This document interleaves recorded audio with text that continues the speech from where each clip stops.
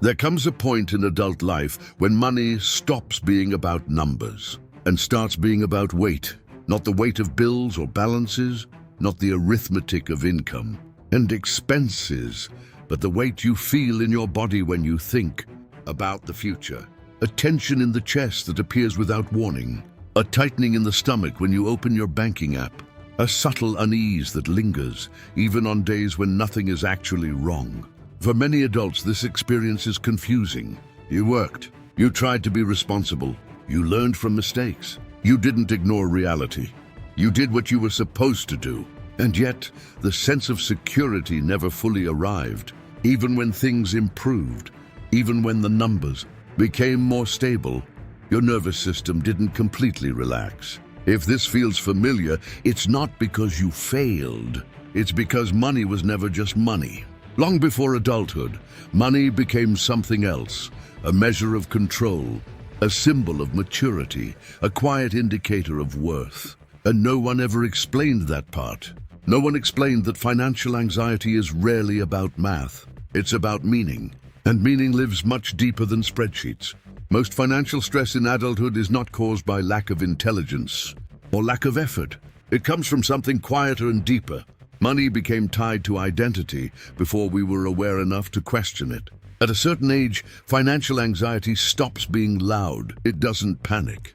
It hums. It shows up when you rest, when you try to enjoy something, when you think about aging, dependence, or dignity.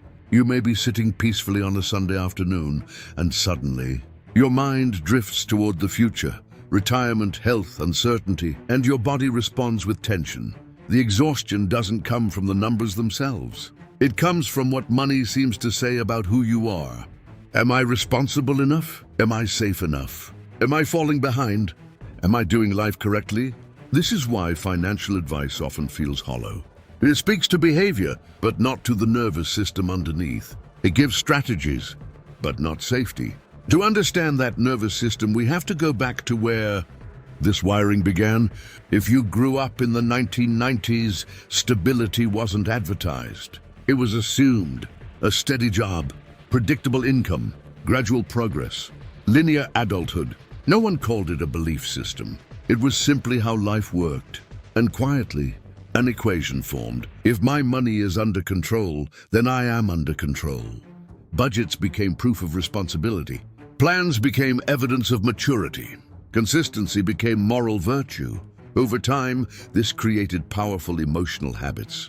A strong attachment to predictability, discomfort with uncertainty, even when the risk was reasonable, and subtle moral judgment of yourself and others based on financial orderliness. Money decisions stopped being about adaptation. They became about maintaining identity. You weren't just managing finances. You were protecting the right to feel like a proper adult. And that emotional layer is still operating today, often unconsciously. Then the world changed, but the nervous system didn't update. Today's instability is largely structural. Volatile markets, shifting career paths, rapid technological change, rising costs of living, fragile systems. Yet internally, instability registers as shame, not because adults are irrational, but because identity was built around stability.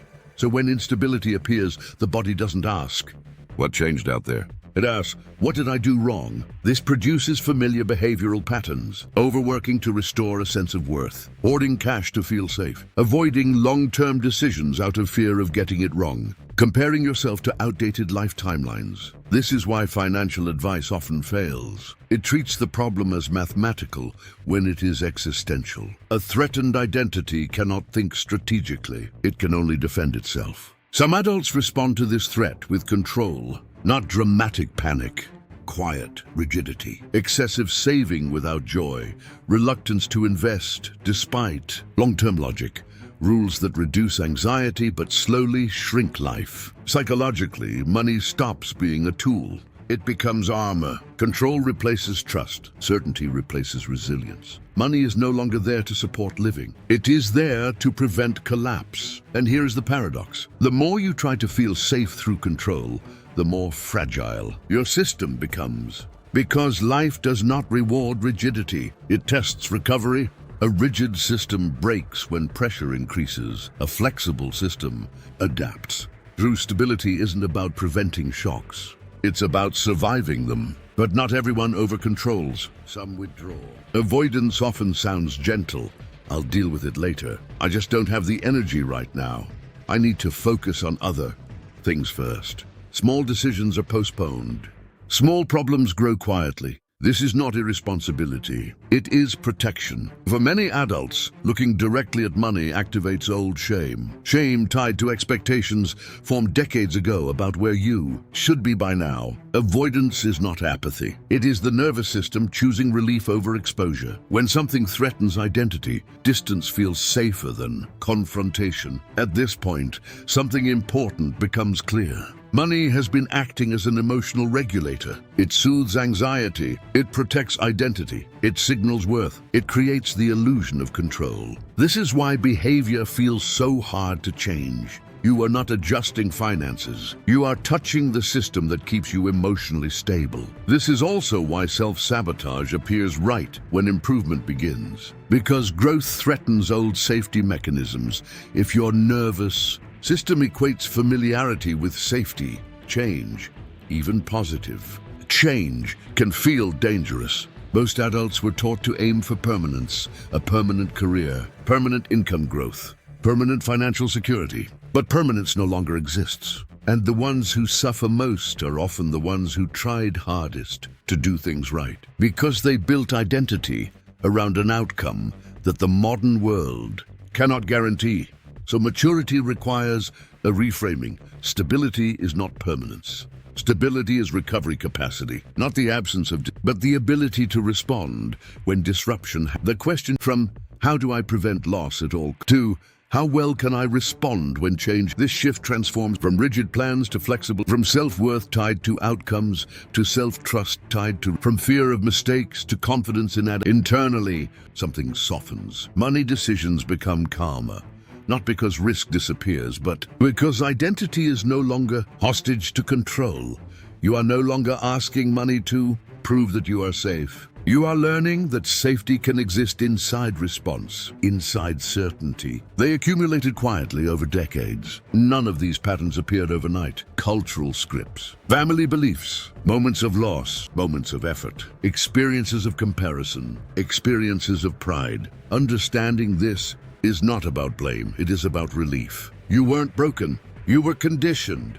And what was learned can be restructured, slowly, respectfully, without urgency. Psychological change is not a sudden rewrite. It is a gradual rewiring, and awareness is the first step. The 1990s didn't make people bad with money. They made people emotionally attached to stability as a measure of worth. Once that attachment becomes visible, not judged, not fought, simply understood, financial behavior stops being reactive. And slowly it becomes intentional. Not because you mastered tactics, but because you stopped asking money to prove that you deserve security. There is a calmer way to relate to money, one that fits adulthood as it actually is. Complex, uncertain, and still meaningful.